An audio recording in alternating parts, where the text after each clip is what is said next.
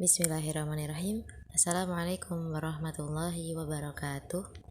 Perkenalkan, nama saya Khorisah Salsabila dengan NIM 211111017 dari kelas 4A Ilmu Al-Quran dan Tafsir.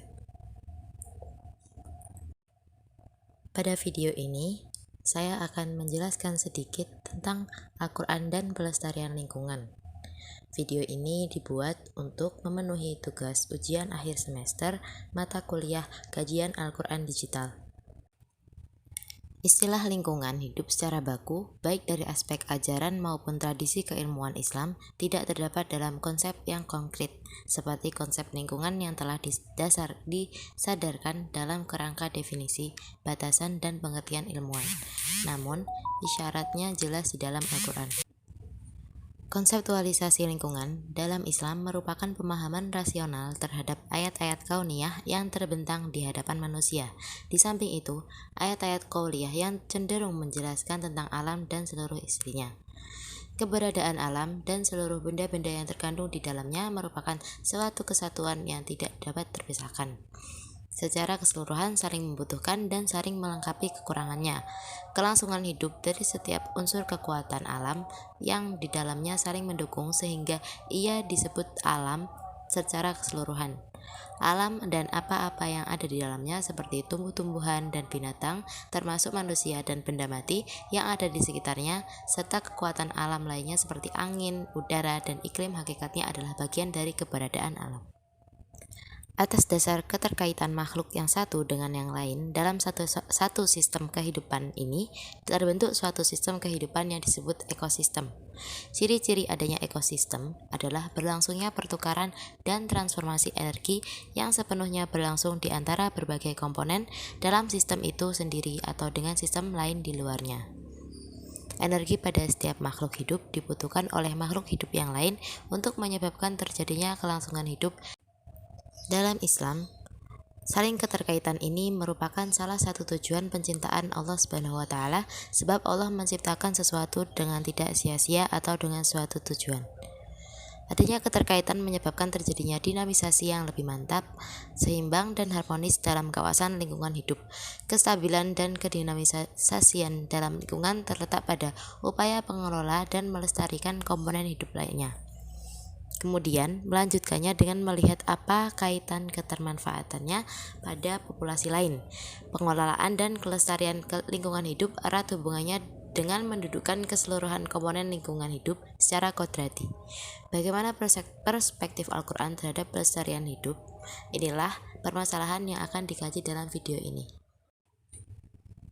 Kata pelestarian berasal dari kata lestari yang berarti tetap seperti keadaan semula, tidak berubah, bertahan, kekal.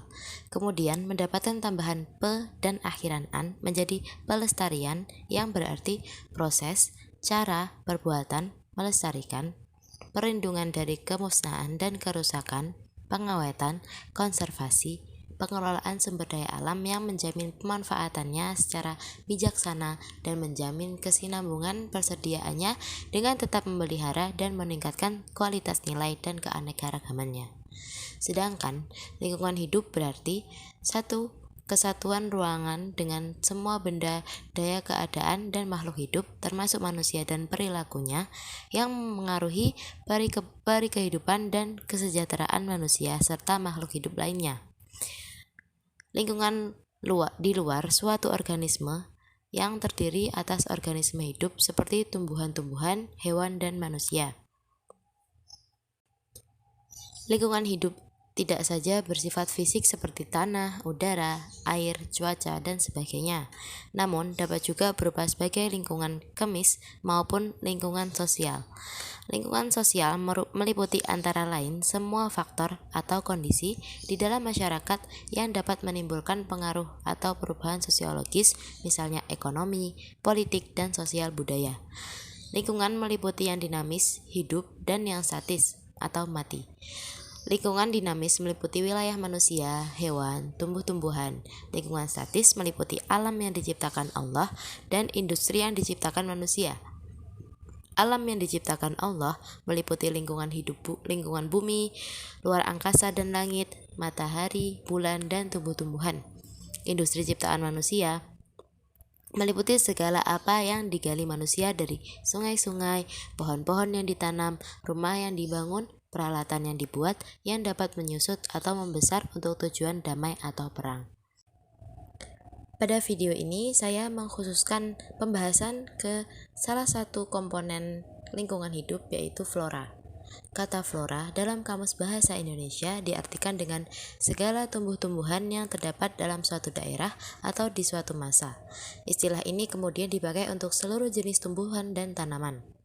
Sebagai padanan dari kata flora, dalam Al-Quran digunakan kata nabat dan al-harth. Yang pertama berulang sebanyak 9 kali, sementara al-harth berulang sebanyak 12 kali.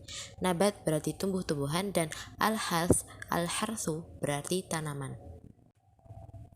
Salah satu konsep pelestarian lingkungan dalam Islam adalah perhatian akan penghijauan dengan cara menanam dan bertani. Allah Subhanahu wa Ta'ala telah menyediakan berbagai fasilitas yang melimpah untuk bercocok tanam, menanam pepohonan, sayur-sayuran, dan semacamnya.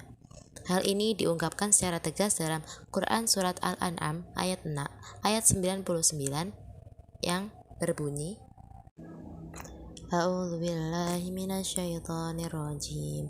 Bismillahirrahmanirrahim. Wa huwal ladzi anzala minas samaa'i maa'a fa akhrajna bihi nabata kulli syai'in fa akhrajna minhu hadiran nukhriju minhu habban mutarakiban wa minan nakhli min tal'iha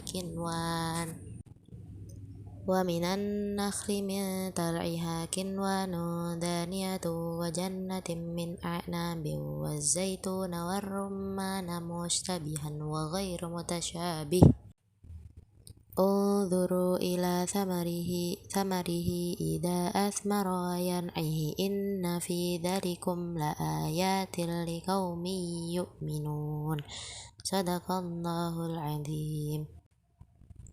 Artinya, dan dialah yang menurunkan air hujan dari langit, lalu kami tumbuhkan dengan air itu segala macam tumbuh-tumbuhan.